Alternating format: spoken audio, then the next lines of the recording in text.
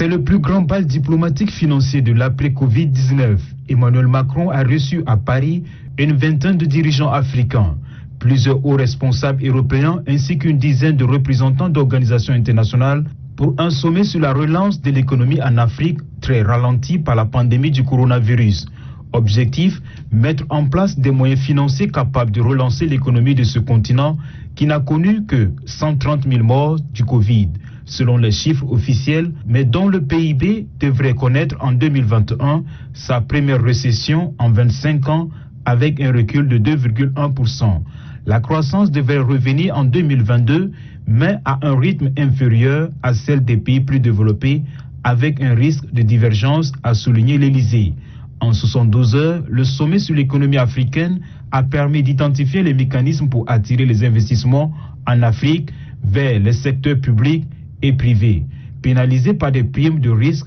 qui font grimper les taux d'intérêt. C'est pourquoi l'allègement de la dette de certains pays et l'entrepreneuriat en faveur de la jeunesse sont envisagés. L'Alliance pour l'entrepreneuriat en Afrique qui mettra $1 milliard sur les PME, les TPE, pour aller chercher des entreprises justement qui sont les plus loin du marché et permettre ces mécanismes de développement qui s'inscrivent en continuité directe avec ce que nous avions lancé il y a maintenant un peu plus d'un an à l'issue du G7 de Biarritz, qui était le fonds AFAWA avec la BAD, qui s'élève maintenant aussi à $1 milliard pour l'entrepreneuriat féminin. Ces mécanismes qui permettent de faire à la fois des prêts et du fonds propre vers de l'entrepreneuriat africain sont absolument clés et seront complétés dans la durée par de nouveaux mécanismes et par des réabondements, car la clé du modèle de croissance africain, c'est évidemment ce choc macroéconomique, cette nouvelle gouvernance, mais c'est aussi une mobilisation de l'investissement privé et un développement massif de l'entrepreneuriat. Le sommet a permis de mettre en place un paquet de soutien massif à l'Afrique et a posé des bases pour un nouveau cycle de croissance sur le continent qui sera aussi un relais pour une croissance pour l'économie mondiale. Le vrai message de cette conférence est de dire que nous ne laisserons pas le Soudan faire face seul, tout seul,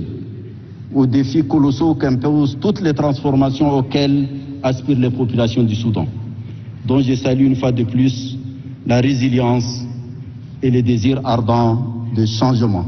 Avec la crise de la pandémie sur le continent africain, les investissements directs étrangers IDE ont fondu de 40% et les transferts des migrants ont chuté de 25% en 2020. La solution proviendra en grande partie de la solidarité internationale.